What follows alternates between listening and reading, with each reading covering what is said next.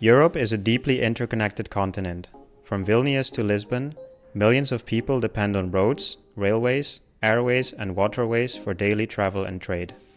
According to the European Environment Agency, the transport sector is responsible for approximately 25% of the European Union's greenhouse gas emissions, with road transport being the largest contributor.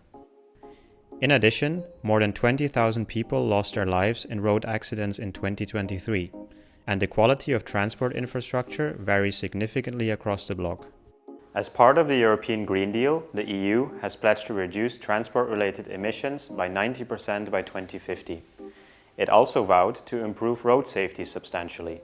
But with aging infrastructure, rapid technological advancements, and growing urbanization, the question remains: can the EU achieve these ambitious goals? The European Union plays a significant role in regulating and supporting transport policy across its 27 member states by setting common rules and standards regarding road safety regulations, environmental standards, and passenger rights protection. In 2006, for example, the EU issued a directive that made the use of seatbelts mandatory in all motor vehicles, which harmonized different laws touching on the matter. Other examples include the European emission standards, which set strict limits for CO2 emissions from new passenger vehicles. The EU also provides financial aid to member states for transport infrastructure projects through various mechanisms, such as Cohesion Funds and the Connecting Europe facility.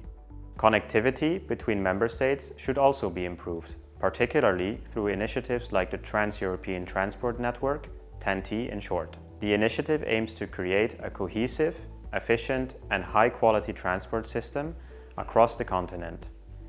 It includes investments in rail, road, air, and water networks, as well as initiatives aimed at combining various modes of transport in a single journey, so-called multimodal transport. To guide these efforts and ensure a greener, more efficient future for transport, the European Commission launched its Sustainable and Smart Mobility Strategy in 2020. It aims to reduce transport-related emissions by 90% by 2050, while promoting innovation in digitalization, smart mobility, and zero-emission vehicles. It provides a roadmap for decarbonizing all modes of transport, land, sea, and air, while addressing the evolving need of a rapidly urbanizing and interconnected Europe. The EU is also placing a strong emphasis on improving road safety through its Vision Zero initiative. The goal of Vision Zero is to reduce road fatalities and serious injuries by 50% by 2030 and bring them to zero by 2050 by implementing stricter safety regulations and requiring new vehicles to include safety features like automatic emergency braking and intelligent speed assistance. These regulations are part of the Vehicle General Safety Regulation, which also includes safety requirements for buses and trucks, such as technologies to better detect possible blind spots and tire pressure monitoring systems. The EU also promotes safety of road infrastructures, giving guidelines to member states to conduct regular safety assessments.